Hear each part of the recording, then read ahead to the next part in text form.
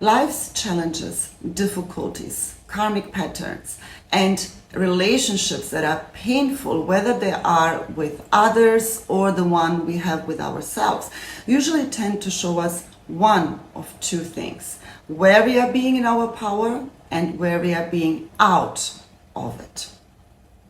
If you have ever truly experienced your own power moving through your body, changing your entire nervous system, your body position, your being, then you will know what I mean when I say what a tremendously forceful energy lies behind it. Because it can feel quite scary when we don't understand it, and especially when we haven't learned to direct it purposefully. That's why both situations always have to be there, so that we understand the difference, how it feels to be in our power versus how not, and where, in what situations we need to learn to balance it. Being in your power doesn't mean you are invincible. Quite the opposite. It means you have fully surrendered to your vulnerability and trust it fully. As a result, because you are living really embodied in your truth, your energy is going to command respect from your environment, and this is going to be felt. We tend to say that if we want to see something, we need to put our focus on that. While in general this is correct, there is another truth to it. It doesn't really matter where you put your focus on, because by the end of the day, all roads are going to bring you back full circle, back to you.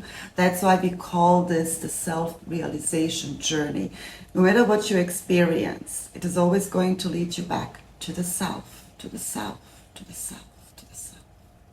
One of the reasons that it's always going to lead you back to the self is because the moment you're becoming conscious of the repeating patterns and cycles, this is the moment where you're going to speed up the process, and things aren't going to repeat in the same manner anymore, because now you can choose to behave, respond, act, think, and simply be different. And with that, things are going to turn around. The path of self-realization is what we call the initiation process. And what we refer to as the Great Awakening is technically a great funeral, as we as the collective are attending our own spiritual wake from the word awakening, burying and grieving the parts of us that can leave now. By owning your power, you are not hiding anymore in the shadows. You understand now that you are the shadows, for it's only through the portal of darkness that you can enter the light. The question only remains, are you vibrating on the frequency of truth or the frequency of illusion?